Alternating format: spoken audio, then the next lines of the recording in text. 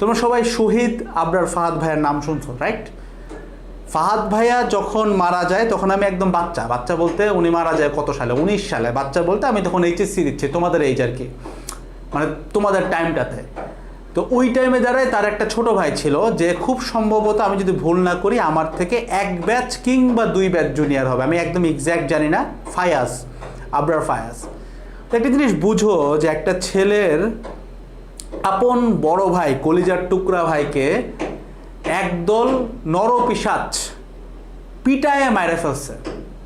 মাইরা ফেলার পরেও সেই ছেলেটা ওই ক্যাম্পাসে আসার জন্য সে অনেকবার আক্ষেপ করে রাগ করে বলছে যে আমি বইটা যাব না, সেই ছেলেটা এতটা জেদ যে তুই আমার ভাইকে যে ক্যাম্পাসে মারছিস সেই ক্যাম্পাসে একদিন আমি শান্তি প্রতিষ্ঠা করে দিয়ে যাব। Huge respect to Abrar Fayaz, মানে যে হচ্ছে ছোটো ভাইয়া শহীদ আবরার ফায়াজ ভাইয়ের কথা তো বলে লাভ নাই, উনি পৃথিবীতে নাই, হয়তো আমার দোয়া বা তোমাদের দোয়া তার পর্যন্ত যায় ইনশাআল্লাহ। বাট আবরার ফায়াজ আমার ছোটোই হবে আর কি, আমার জুনিয়র, বড় হওয়ার সুযোগ নাই। ও যে কাজটা করতে পারছে দ্যাটস হিউজ। কিন্তু তোমরা জানো না যে ও ক্যাম্পাসে জাস্ট টু স্ট্যাবলিশ পিস ও কত কিছু করছে, এটা আমরা অনেকেই জানি আর কি, ইন্টারনালি অনেক কিছু করছে।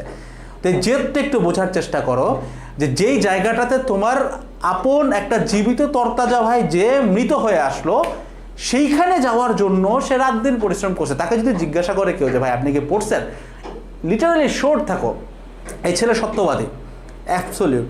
ও যে কোনো যদি তোমাকে বলবে ভাই পাগলের মতো পড়ছে, তো বুঝো ভাই যেখানে তোমার নিজের রক্ত মারা গেছে, রক্তটা যেখানে তোমার নিজের রক্ত ঠান্ডা হয়েছে, পানি হয়ে গেছে, ওইখানে যাওয়ার জন্য যদি মানুষ এত পরিমাণে হার্ড ওয়ার্ক করতে পারে, তুমি কি বুঝতে পারতেছো ভাই যে একটা বুয়েটিয়ান, একটা ঢাবিয়ান, একটা মেডিকেলে পড়া পাবলিকের লাইফে কত প্রকারের স্ট্রাগল থাকে, তারা কত কিছু করে আসছে।